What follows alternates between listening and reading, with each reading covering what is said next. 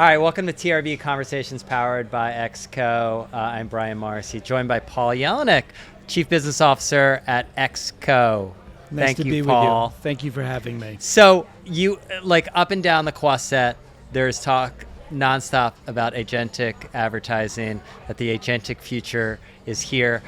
As a trained journalist, I'm a trained skeptic. I am skeptical that it is actually here. I don't doubt that it is going to eventually be here, but is it here? I think I would say that there are a few trends that I've seen at this event where agentic and AI play a role, but I don't think it's been the dominant theme, and I'll talk about AI in the context of that. I think the big categories that I've seen this year that are different than in previous events are things around content creator communities, sports as categories, and how those people, personalities, and sports franchises are using content to get awareness for their IP. And I think that where agentic and AI fit into that is more, right now it's more tactical about how to use AI tools to generate discovery and search and use it basically as a means to get visibility. And I think so that's one where I'm seeing it play a role is actually more as a pragmatic functional tool for some of the bigger kind of commercial opportunities around, again, the content creator community thing is it's here now.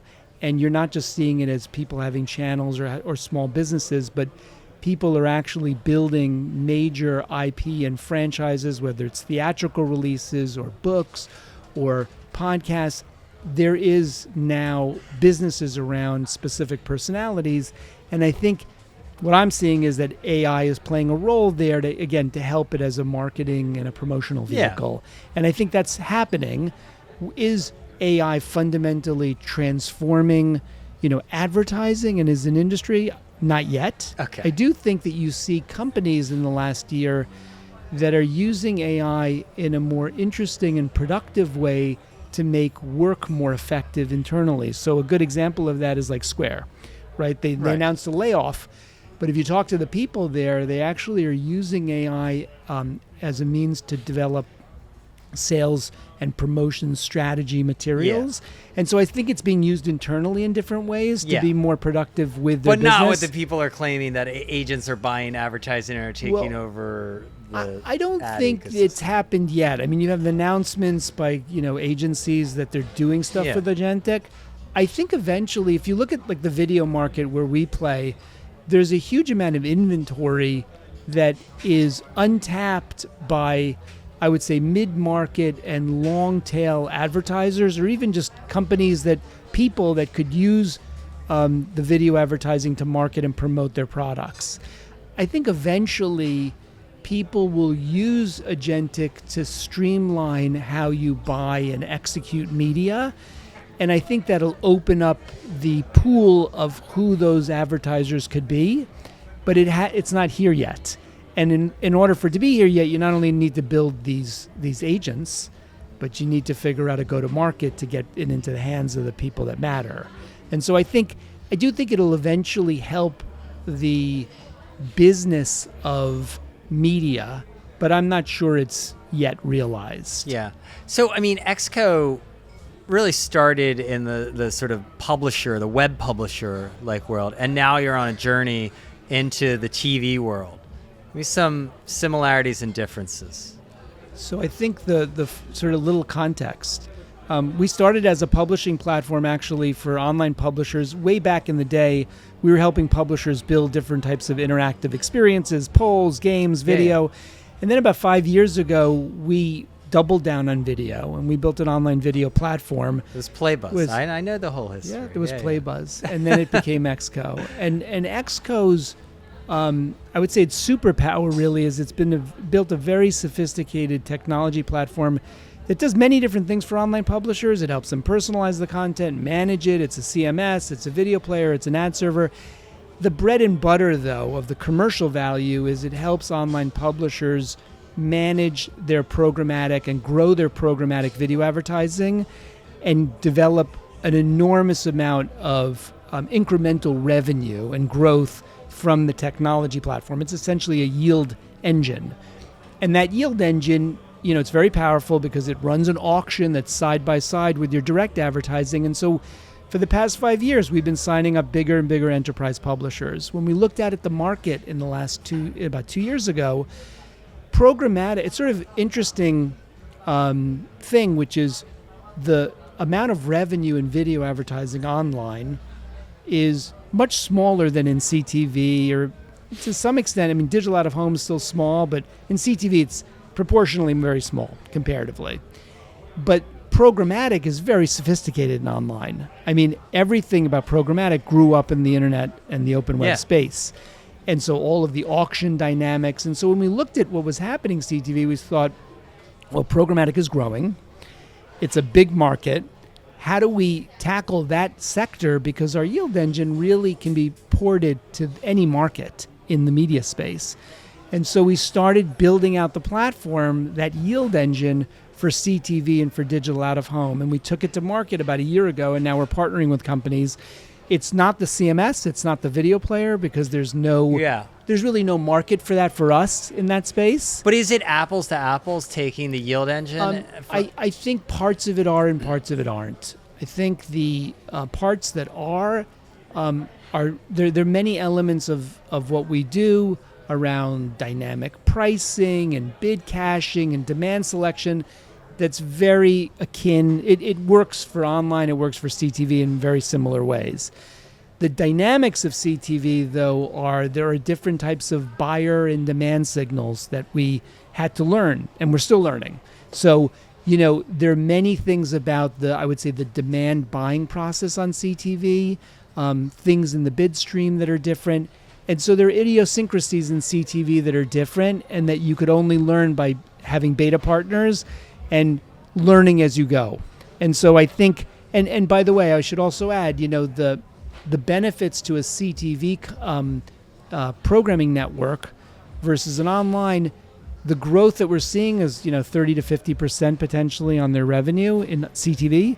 In online, it's much higher because you've got the video player and the ad server together. Yeah. And so you've got real-time data, historic data. You don't have as much of that in CTV, but you can still get very good growth. Yeah. How about from the publisher side? What are the challenges you see that they face in these environments? Online and CTV? Yeah. And I'm interested in the compare and contrast kind of thing. Sure. Well, I think there are a whole host of challenges in the online world. Diminished audience growth, for sure. Less a dependency, and maybe less of a dependency on a lot of the search players, and now you're seeing that with AI. I think that the online publisher world really needs to think about digital transformation from a product and editorial standpoint, probably in different ways than they have historically, right? And so they have fundamental challenges about audience engagement, growth, what they want to be in terms of a product for audiences. And from a commercial standpoint, clearly, they have to grow. There are only so many ways you can grow if you're not a subscription and an advertising business or a subscription business alone. So where can you get advertising growth? Well, you can hire more salespeople. That's one way. You can use tech like us to grow programmatic, but there's only so many tools. I think in the CTV space, the audience challenge, it's CTV is dominated by 20 to 30 companies from an audience standpoint, probably in the US today. And so I think that the audience is probably there for those brands in some form. What we're seeing, again, on the commercial side is they have challenges figuring out how to grow that advertising revenue. And I think the embryonic stage of programmatic in CTV is sort of where online was 8 years ago. And so I think they have to be smarter about how to manage that inventory more effectively. So it's not just about hiring salespeople. It's about, again, using tech properly to manage an auction more efficiently. I think that's one challenge. And of course, how do you find viewers and users, and how do you promote things? So that's one. I mean, I think in online, again, there's different things that are happening on social media platforms around like TikTok with vertical video and the way that content creators create video content and just editorial. I don't think that most of the online publishers have looked at that and said, we need to change the dynamics of how we even produce content to engage users. And so I think more of that, looking at comparables of success stories online, would serve them well in terms of their editorial vision. So how many, the final thing is like, how many years behind, how many years until CTV is mature in a programmatic way? Like I feel like online is mature. It is definitely mature. Yeah. I think in the next 2 years, you're going to see a major transformation in programmatic for these channels, because I think that they have to find avenues of growth, and hiring, simply hiring salespeople is not scalable. Right. So final question, how many times have you been to Cannes? I used to work at both traditional media companies like Nickelodeon and Discovery and A&E, and I worked at Taboola. I think I've been here 7 or 8 times. Okay. Give me one quintessential Cannes memory or moment that sort of sums up like the Cannes experience for you. A Cannes experience for me was probably sitting on the at a cafe on the beach many years ago with very wealthy media owners from the Middle East, negotiating a cable channel distribution agreement on a piece of paper on a napkin, basically, while the sun was coming down over Champagne. That's the way to do a deal, Paul. Yes. Awesome. Thank you so much for joining me.